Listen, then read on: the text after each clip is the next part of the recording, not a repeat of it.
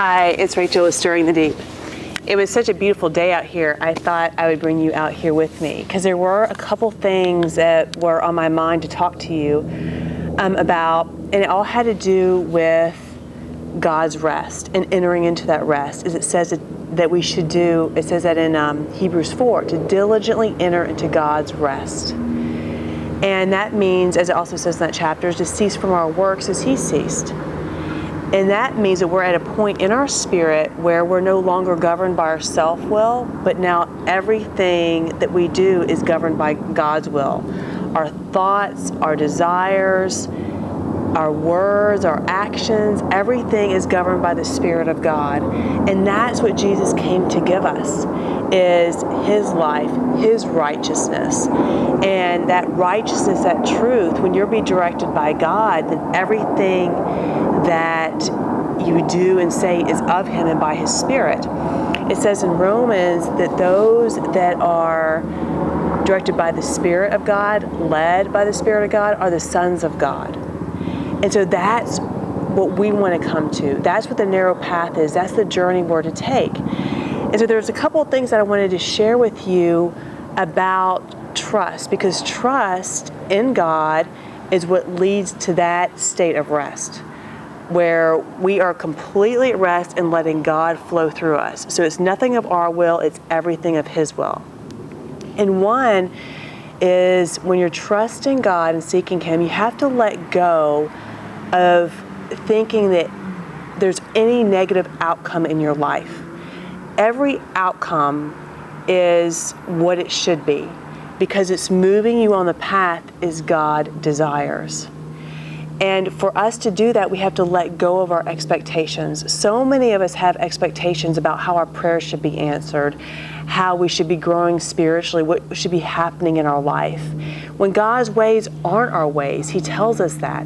So you can't know how He's working everything out. And in fact, I was reading a journal of mine and going back to 2001, and in there I was sharing things that were on my heart, that were my desires. And now that it's been over 10 years, I've seen how God's brought those desires about, and it was in a way that I never would have expected or could have even thought of, but I see how perfect it was.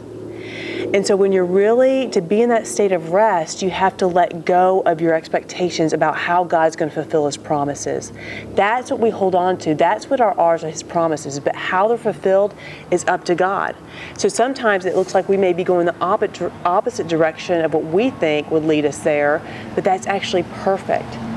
So you have to get rid of those expectations. And another way of saying that is you have to stop judging your circumstances. And if you think that's leading you closer to where you want to be or further, because if you're really seeking God and trusting Him, believe me, He's directing your steps and it's perfect. So you can just stop battling that and rest and trust Him. Our part is to seek Him, to commune with Him, and then trust Him to do the rest. That's the essence of Matthew 6:33. So if you're in work, or maybe you lose your job, and you've been seeking God, and you got to trust that that's exactly what's perfect for you. If you're struggling in some hardship and affliction, it may be a consequence of your sin, but if you're seeking God, He will teach you, and He will show you that, and that will actually work out being for your good, because you would have learned and grown from it. So everything that happens in our life when we're trusting God is working out for our good and seeking Him. Even if we're not trusting Him perfectly, He is so faithful and He is so merciful. So let go of how He's working in your life. Just trust that He is.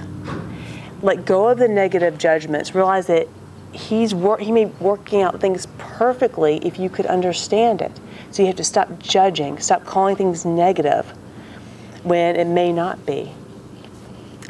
And the other point that I want to make in this, in terms of rest, is that everything, when you are totally governed by God's Spirit, your life is His.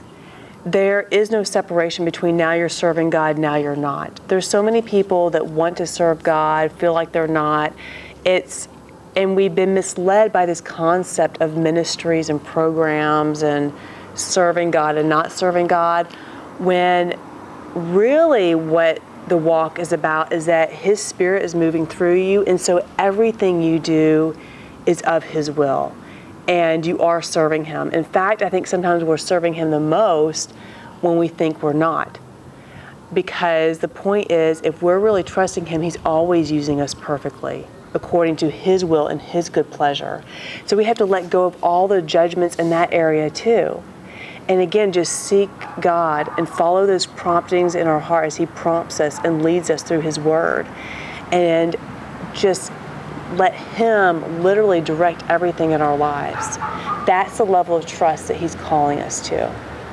So let go of calling things a negative outcome or expecting that, because everything is working for good for those who love God if you're seeking Him.